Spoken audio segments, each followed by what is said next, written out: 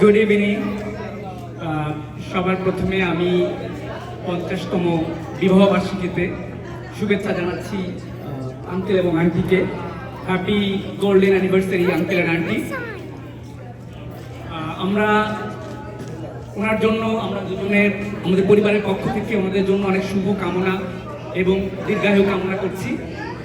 আশা করছি আমরা আজকে যেমন আনন্দ করছি সেভাবে ওনাদের বৈবাহিক জীবনে ডায়মন্ড জুবিলি এবং ভবিষ্যতে প্লাটিনাম অ্যানিভার্সারি আমরা সেলিব্রেট করতে পারব সেই কামনা করছি। আজকে শুরুতেই আমাদেরকে বলা হয়েছে রোমান্টিক কবিতা আবৃত্তি করার জন্য। যদিও আমি আবৃত্তি সাধারণত করি না, হয়তো স্কুল জীবনে টুকটাক করা হতো। আমার ওয়াইফ মাঝে মাঝে টুকটাক করে, ওই এখন ভরসা, ভুল ত্রুটি ক্ষমা করবেন। আমরা এখন যে কবিতাটা আবৃত্তি করবো, আমি আবৃত্তি করবো না, কথোপকথন। 50 বছর আগে আঙ্কেল আন্টি ওনারা যখন বিয়ে করেছিলেন, তো দেয়ালে কান পেতে, তখন সুনীল গঙ্গোপাধ্যায় দেয়ালে কান পেতে ওনাদের কথোপকথন আসলে কবিতার মাধ্যমে লিপিবদ্ধ করেছিল এবং ওই কবিতার নাম দিয়েছিল ভালোবাসি ভালোবাসি।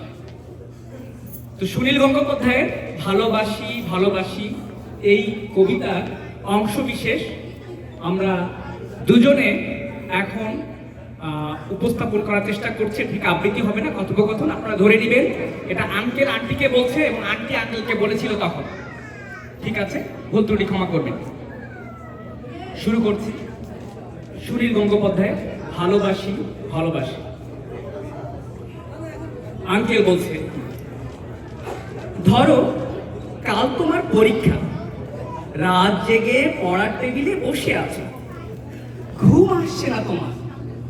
হঠাৎ করে ভয়ার্ত কণ্ঠে উঠে আমি বললাম, ভালোবাসো?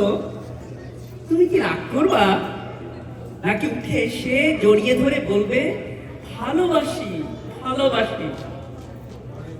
ধরো ক্লান্ত তুমি, অফিস থেকে সবই ফিরেছ, ক্ষুধার্ত তৃষ্ণার্ত পীড়িত, খাবার টেবিলে কিছু তৈরি নেই। রান্নাঘর থেকে বেরিয়ে ঘর্মাক্ত আমি তোমার হাত ধরে যদি বলি ভালোবাসো, তুমি কি বিরক্ত হবে নাকি আমার হাতে আরেকটু চাপ দিয়ে বলবে ভালোবাসি ভালোবাসি? ধরো দুজনে শুয়ে আছি পাশাপাশি, সবে মাত্র ঘুমিয়েছ তুমি। দুঃস্বপ্ন দেখে আমি জেগে উঠে বললাম, শশ ব্যস্ত হয়ে তোমাকে ডাক দিয়ে যদি বলি ভালোবাসো, তুমি কি পাশ ফিরে শুয়ে থাকবে নাকি হেসে উঠে বলবে ভালোবাসি ভালোবাসি?